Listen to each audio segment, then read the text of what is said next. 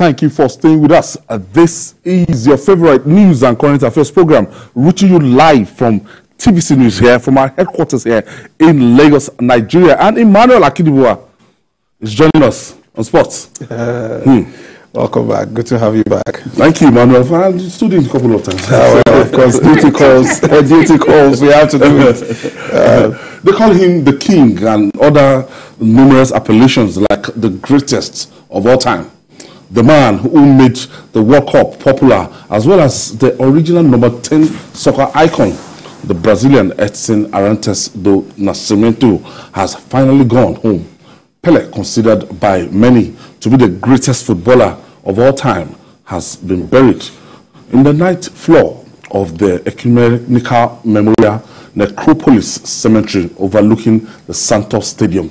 This was after having his coffin carried through the streets of Santos in Brazil as the public paid the final respects to the three-time World Cup winner. Unarguably, Pele came, he saw, and definitely conquered. Anyway, the greatness of Pele is not just limited to the pitch. Beyond the fact that he was the first man and the only man till date to win the World Cup 3 times and score over 1,000 goals in his career, Pele represented a movement. He was the first black football player that grabbed global attention. At a time when the world was dealing with slavery, apartheid, racism, Pele became a voice for the entire black race across the world.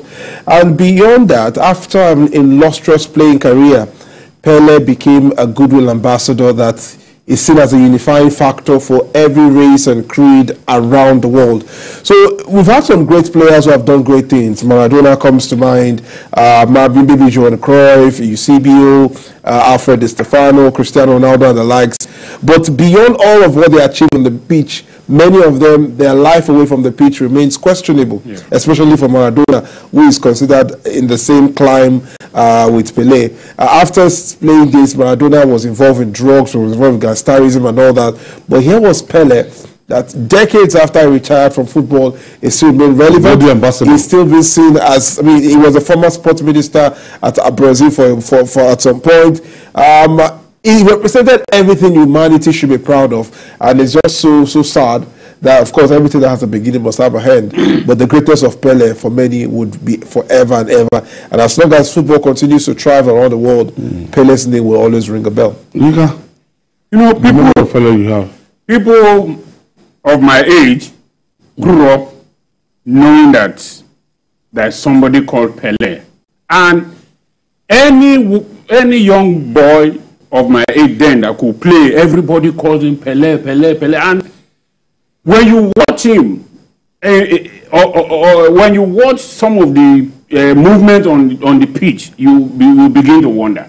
I remember in early 90s or so, I read his biography, My Life and the Beautiful Game, and I was wowed.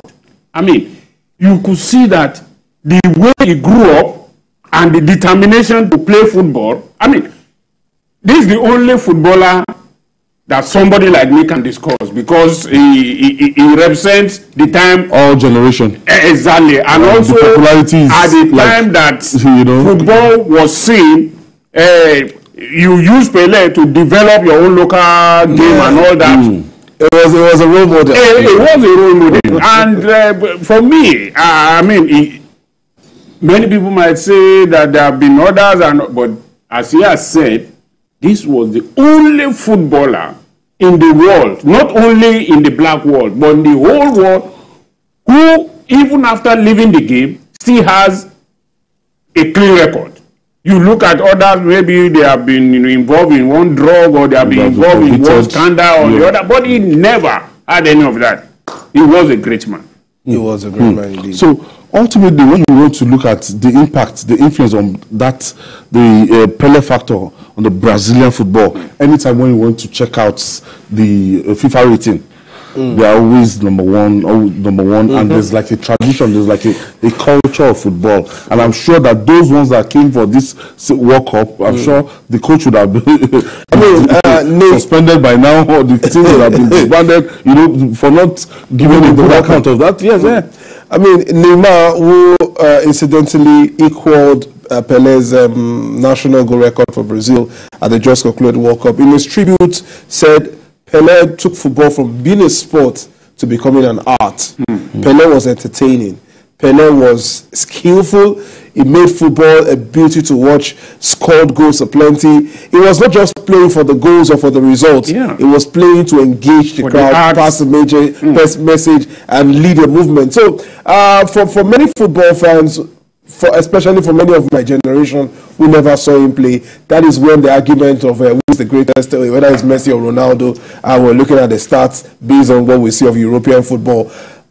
Pele never played European football. As a matter of fact, he never won the Ballon d'Or. For a player who has won the World Cup 3 times, he never won the Ballon d'Or because he doesn't play in mainstream Europe. For many years, Ballon d'Or was only limited to players playing in Europe, and he wasn't playing in Europe. But in 2013, FIFA had to give him the Ballon d'Or de Prix, which is like the honor, like this is the player of all times, and it was given to him. So Pele represented everything that football should be, and I think young footballers of this generation can emulate a lot from Pele. Perhaps this is the reason why Pele admired Ronaldo so much. I mean, Cristiano Ronaldo, because the diligence, the tenacity, the passion displayed is similar to what Pele displayed in his heydays, right from a 17-year-old winning the World Cup, and at the age of 21, he has already won 2 World Cups, helping his country to that. And it's just, man, history will never forget Pele, who only has done to football. There's one thing, you said it earlier. Yeah. Pele combined his talent with character. Yes. He had, off and on the pitch, and we've seen players like Neymar that you just mentioned, that they have the potential and everything, but their characters off the field and on and off the field is questionable. But Pele was able to manage himself, was able to, deal with, stardom throughout, and even years. You see, before he died, he was at every FIFA event, like an ambassador for life.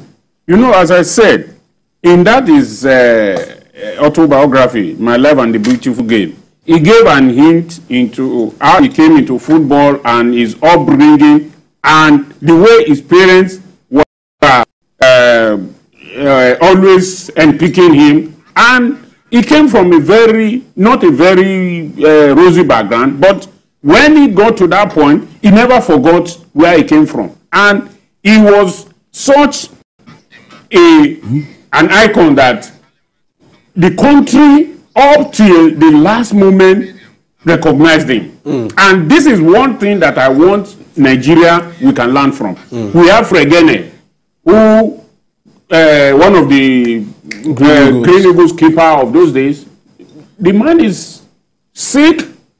And nobody cares about him now. But, in Pele's case, the country took him as an icon and they saw him up to his death. They took care of him.